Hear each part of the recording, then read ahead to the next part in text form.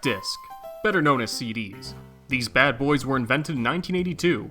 Intended, and primarily used for, audio recording and distribution, the CD would prove itself versatile to many, many, many fields.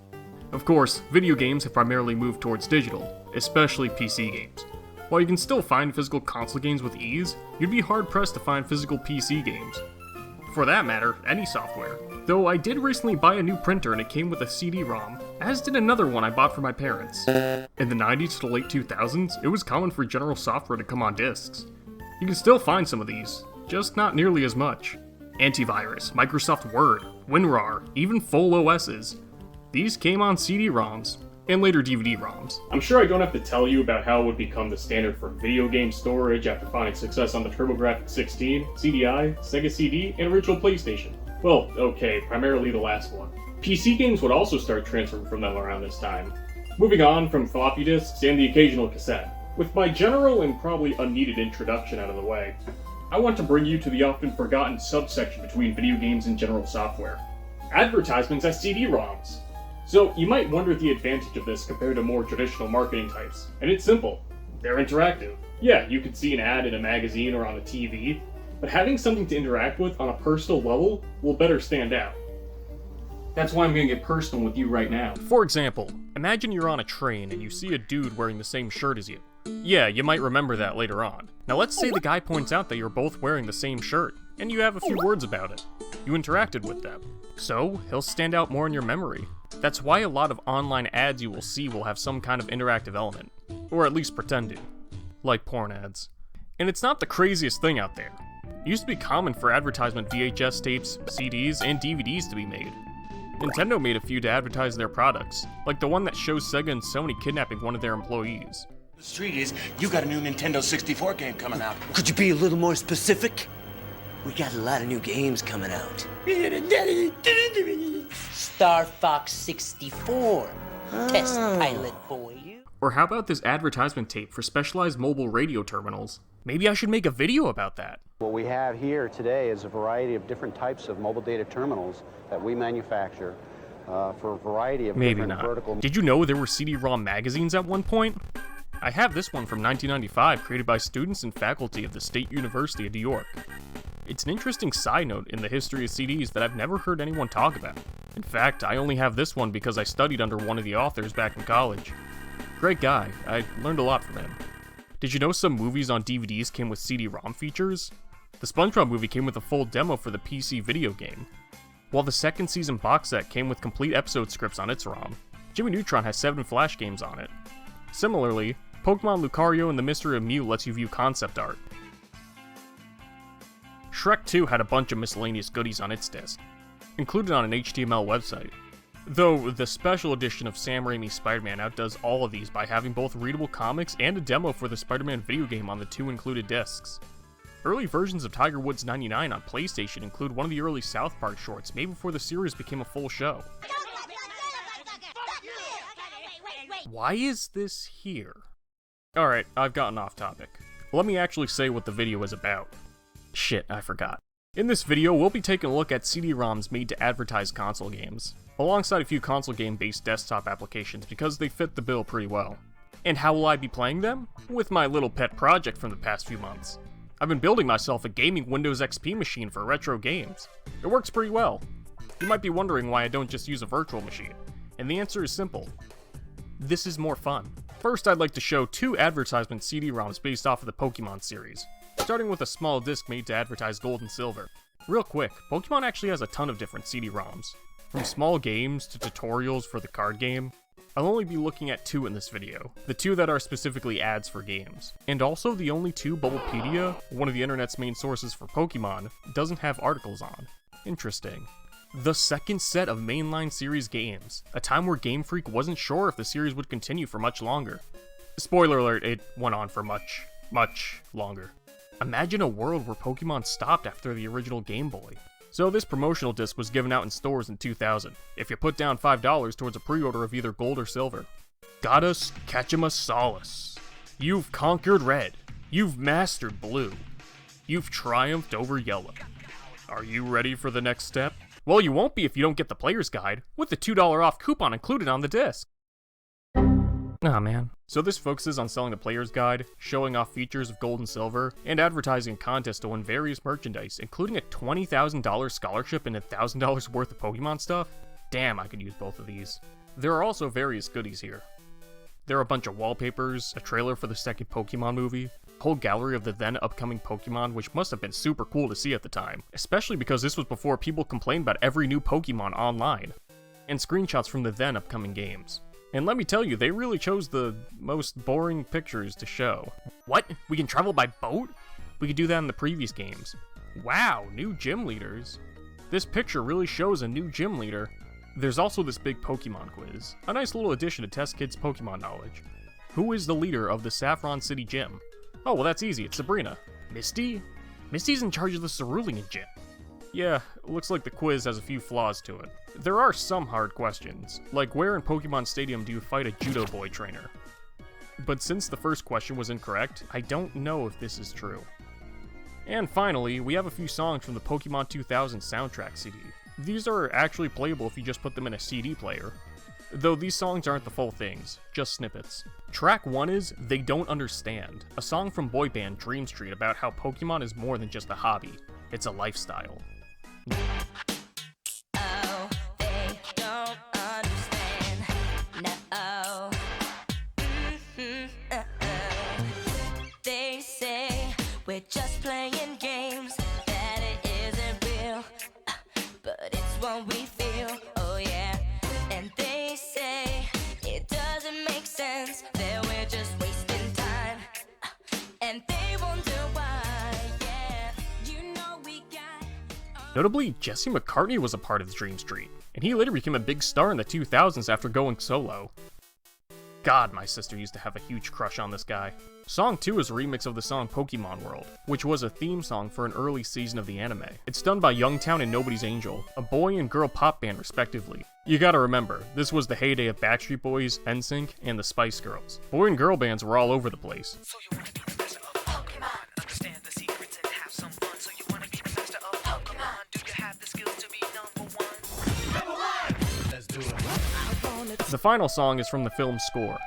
Yeah, I know it's from the movie's score, but you couldn't just list the name of the person who made it? And that's the Pokemon Gold and Silver promotional disc. While I did make fun of it a bit here, if I had this as a kid, I would have loved it to death. Yeah, it has a mistake in the quiz section, but besides that, this is probably the perfect CD-ROM advertisement. A lot of interactable media, shows off the upcoming games well for the most part, cool wallpapers and videos, includes a competition, and even has functionality outside of the PC. It's perfect, really. So surely with such a good disc for Gold and Silver, future Pokemon games will get these, right? Well, yeah. Ruby and Sapphire got their own disc. This one's a UK exclusive developed by a company only known as Game, a unique and memorable name. This disc has a lot less information on it out there. The main source of information I found was from the blog Plague Von Karma's Pokemon Prototype Research. A link is in the description if you would like to check it out there. There's a lot of cool stuff on that website. I actually spoke to Von Karma a little bit while making this video. This disc was given out at select stores in the UK on the lead up to Ruby and Sapphire's release there. Opening it up, we're presented with 6 videos to watch.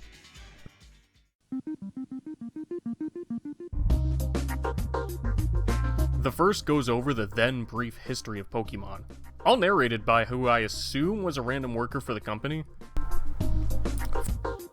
Do you want to discover the game that 7 million players love in Japan and the USA? For someone who likely isn't a voice actor, he does a really good job. A lot of this footage is from the Ruby and Sapphire American release party, complete with the Pikachu Beetle cars. Oh, what I would do to drive one of those. Video 2 starts going over Ruby and Sapphire themselves, with a rundown on the basics, with this rather snazzy Game Boy Advance overlay, and this very hard to look at Advance SP overlay. Okay, I know this was a way of advertising the SP, but did you have to pick such an odd angle to use? Makes things hard to watch. You couldn't have done like this or something? There's also footage of the Generations 2 and 3 anime to break up the gameplay. Also, a minor note for this video, the narrator accidentally calls May Amy. If you choose to be a boy at the start of the game, you'll face Amy. And if you choose... A small but funny detail. As Von Karma pointed out in the blog, the CD-ROM clearly didn't have that long of a development time. Another character mistake comes up when talking about the antagonists of the games.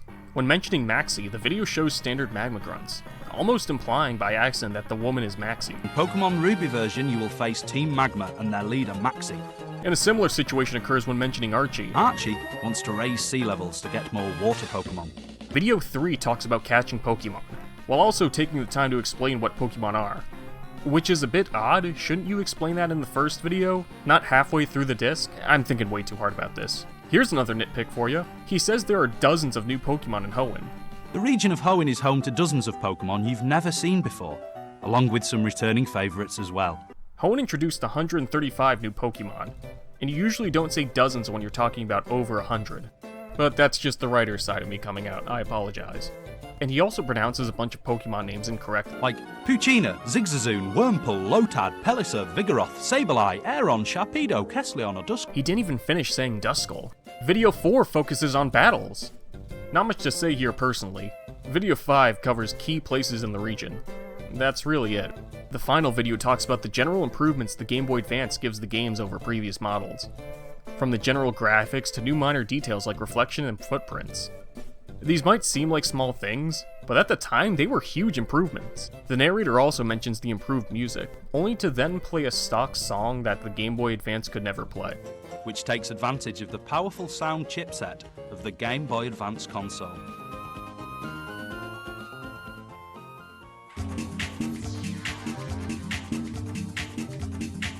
A bit of false advertising there, huh?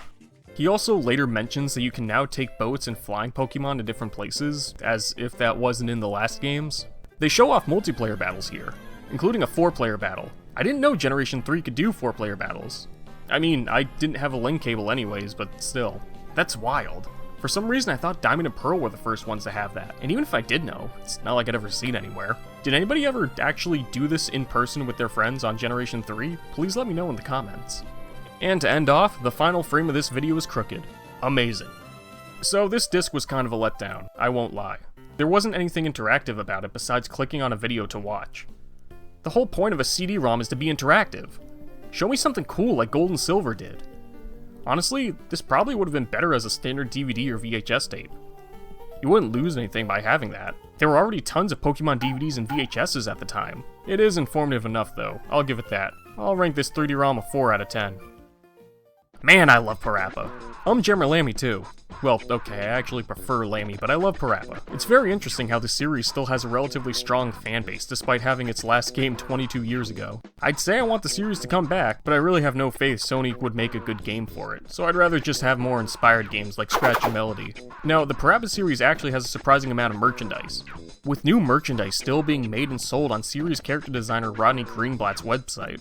Really, at this point, I think it's more accurate to call Parappa a multimedia franchise instead of a video game character. Since the release of the final Parappa game, not including the 2 remakes of Parappa 1, there has been 2 anime and loads of merchandise from figures to posters to hats to stickers for the lineup.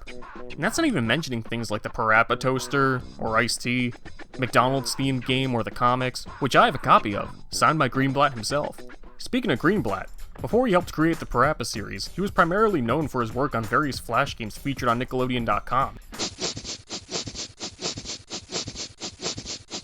And more importantly, CD-ROM applications. You see where this is going? A few of his pre-Parappa works include Rodney's Fun Screen and Dazzleoids, which were 2 educational titles. After the release of the Parappa games, 3 CD-ROM applications would come out related to the series, matching the amount of games that the series had, ironically enough. Now, these are more standard desktop applications than advertisements, but they were mostly released in conjunction with game releases, so they are sort of advertisements. I'll be honest, I just want an excuse to talk about these. First, I'll be covering Parappa the Rapper 2 desktop accessories. Now, one thing I should point out is that all of these ROMs were Japan only, so installing and going through these on my English computer was very difficult. I don't have fonts for Japanese characters, so I kinda just had to click wildly in installing it. By the graces of God, I managed to do. So, the main use of desktop accessories is to liven up your computer. For example, you get these cool interactable Parappa digital pets. For those who don't know, digital pets were these desktop applications that used to be popular. Hello, Phil. I am taking over the IDEO. Get the fuck off my computer! They don't do much besides walk around. But hey, they liven things up a bit. We also have desktop icons, sound effects, wallpapers, and screensavers. Something I should point out is that quite a few of these wallpapers show characters that were exclusive to the Parappa anime, including Matt, Paula, and Gaster. They're even shown with models accurate to the ones used by other characters in Parappa 2. Now, most sources online claim these models were created after Parappa 2, and were solely for the CD-ROM, but I can't help but wonder if maybe they were intended to appear in Parappa 2 at one point. The most notable part of this application is the schedule. Here we have a calendar with various interactable objects alongside the obvious ability to save times and dates. It's a basic program overall, but a charming one nonetheless. I'd give this a 9 out of 10. Now we go back in time to 1999, with the PJ Barry desktop playground. PJ Barry is Parappa's lazy best friend who works as a DJ, and in this desktop he serves as the main attraction. This CD-ROM focuses on the interactable pets more than anything. It includes 6 interactable versions of PJ, and one of his girlfriend Sweetie. Sweetie is an interesting character. She appears in a lot of merchandise in both anime series, but never once appeared in the games. Hey, here's a postscript thing. So, Sweetie actually makes a small cameo in the background of a cutscene in Jeremy Lammy. So yeah, I guess she is in a game, technically. Finally, I can start my PJ army. Soon we will take over the world, starting with Bliss. We also have some wallpapers available here. Nothing too noteworthy. I'd give this CD-ROM a 7 out of 10. Finally, we have Parappa on screen. Truth be told, I wasn't able to get this one working. Though there is a video of it online. I'll link the video in the description. Please check it out. This one is mostly comprised of rather trippy screensavers for your PC, alongside the game's soundtrack. It's nice, and even uses the map of Parappa Town for its software. Cool overall. I wish I could tell you more, but like I said, I have no personal experience with this one. Super Mario Sunshine. I love this game so much. It's definitely the worst of the 3D Mario games, but because of my nostalgia, I pick it over all of them besides Galaxy. Here we have a demo disc given out at participating Best Buys as part of their Turn on the Fun promotional campaign. This campaign was focused on selling video games and other TV-based equipment. Wait, Best Buy?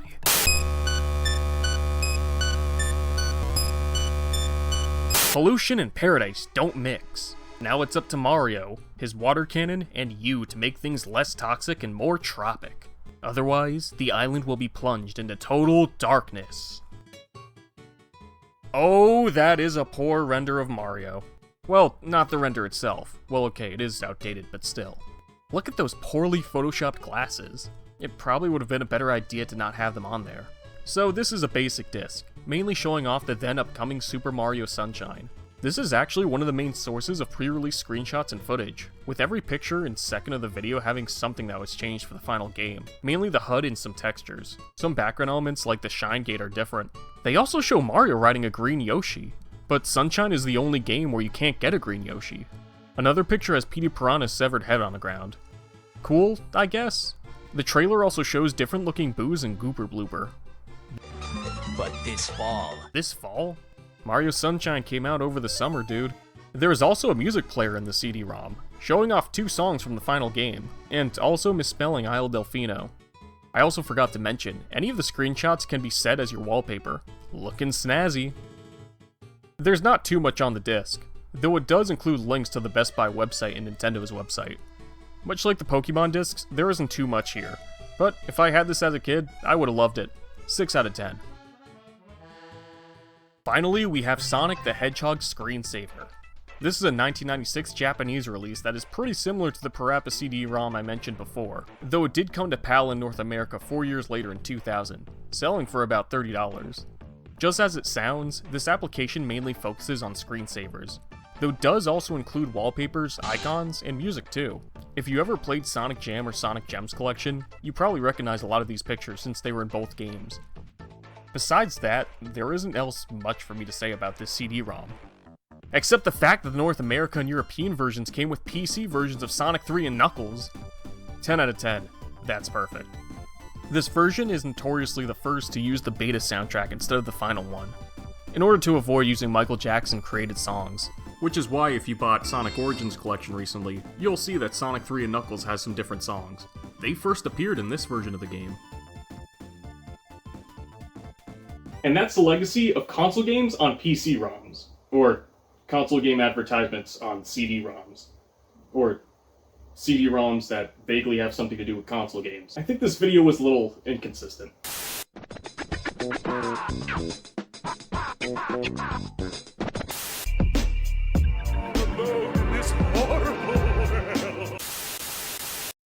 CD's nuts! Got him!